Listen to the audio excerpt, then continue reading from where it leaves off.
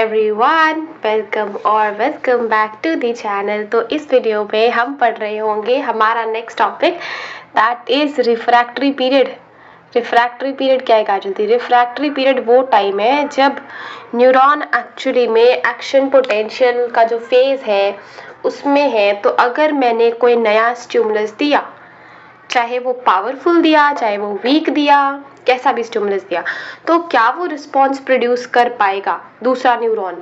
और अगर कर पाएगा तो क्या उतने ही इंटेंसिटी से कर पाएगा? अगर उतने ही इंटेंसिटी से कर पाएगा जल्दी, तो ये तो इरेगुलरिटी कॉज कर देगा ना। अरिथमिया जैसे इसका एग्जाम्पल है, अगर कार्डियक में हो जाए हमारे पास अरिथमिया हो सकता है, ट्विचिंग हो सकता है। तो इसके बारे में हम पढ़ रहे होंगे, दैट इज रिफ्रैक्टरी पीरियड। तो रिफ्रैक्टरी पीरियड क्या है? पीरियड से समझ में आ रहा है कि इट इज अ टाइम, है ना।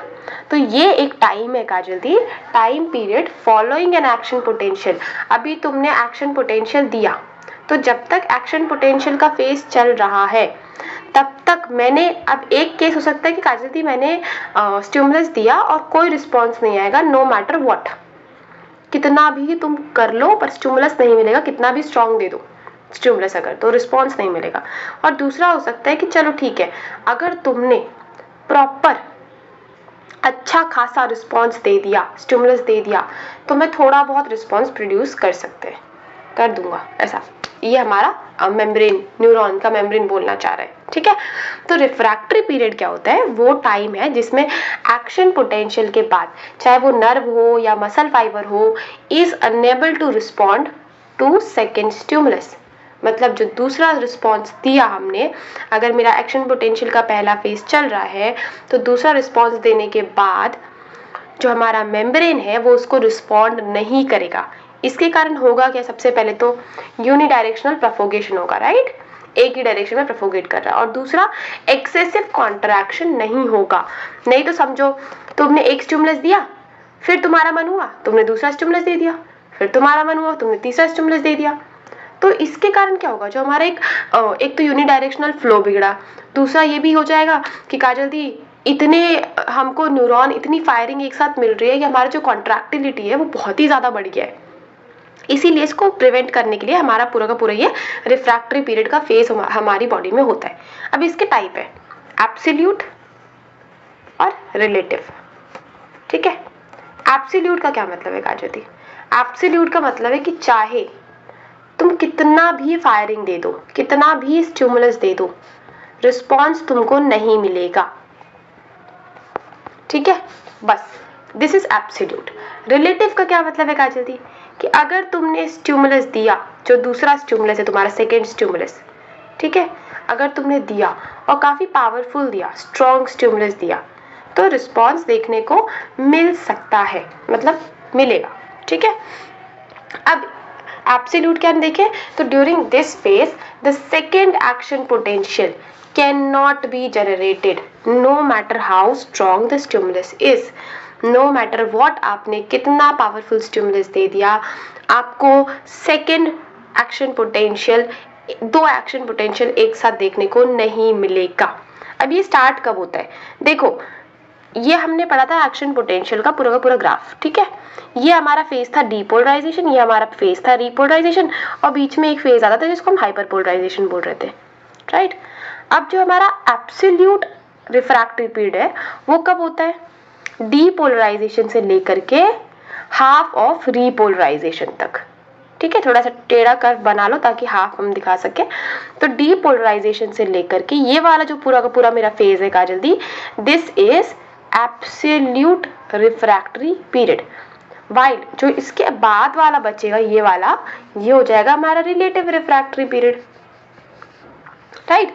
तो यहाँ पे यही लिखा हुआ है कि जो हमारा एब्सोल्यूट रिफ्रैक्टरी पीरियड है वो स्टार्ट होगा, स्टार्ट कहाँ से होगा? स्टार्ट ऑफ डीपोलराइजेशन से टिल मिड ऑफ रीपोलराइजेशन। मतलब जैसे ही तुम ऐसे समझो कि ये तुम्हारा एक्शन पोटेंशियल था, ठीक है, ये हमारा थ्रेशोल्ड वैल्यू था, यहाँ से डीपोलराइजेशन हुआ था, यहाँ से रीपोलराइजेशन हुआ था, राइट। तो थ्रेशोल्ड से लेकर के 1/3 ऑफ रीपोलराइजेशन विल बी हमारा एब्सोल्यूट रिफ्रैक्टरी पीरियड। तो ये हमारा पूरा का पूरा जो पोर्शन है काजल दी, वो क्या रिप्रेजेंट कर रहा है? एब्सोल्यूट रिफ्रैक्टरी पीरियड, ठीक है। अब ये होता क्यों है? क्योंकि हमारे जो वोल्टेज गेटेड सोडियम के चैनल है वो इनएक्टिवेटेड है, इसीलिए हमारा रिस्पॉन्स नो मैटर व्हाट तुमने कितना स्ट्रॉन्ग स्टिमुलस दे दिया, कितना पावरफुल स्टिमुलस दे दिया, तुमको रिस्पॉन्स नहीं देखने को मिलेगा। ये एब्सोल्यूट रिफ्रैक्टरी पीरियड के केस में हमको देखने को मिलता है। Now come to relative refractory period. तो रिलेटिव रिफ्रैक्टरी पीरियड का क्या मतलब है कि अगर तुमने रिस्पॉन्स जितना, मान लो x अमाउंट ऑफ रिस्पॉन्स तुमने पहले एक्शन पोटेंशियल में दिया था, अगर तुमने 2x स्टिमुलस का एक्शन पोटेंशियल दे दिया, रिस्पॉन्स दे दिया, तो हमको रिस्पॉन्स देखने को मिल सकता है। तो second action potential can be generated but only when with a stronger than normal stimulus. तो अगर नॉर्मल स्टिमुलस x है तो तुम्हें 2x 1.5x तो तुमको क्या देना पड़ेगा? स्टिमुलस देना पड़ेगा। क्यों? क्योंकि यहाँ पे हमारे जो कुछ पोटेशियम के चैनल है वो खुले हुए हैं और सोडियम चैनल हमारे रीसेट हो चुके हैं वापस के लिए। ये कब होगा काजल दी?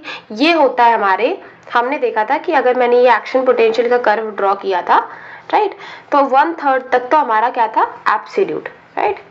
अब 1/3 से लेकर के जब तक एक्शन पोटेंशियल वापस -70 तक नहीं आता है, जब हमने एक्शन पोटेंशियल ऑफ न्यूरॉन पढ़ा था, तब तक के फेज में हमको ये देखने को मिलेगा।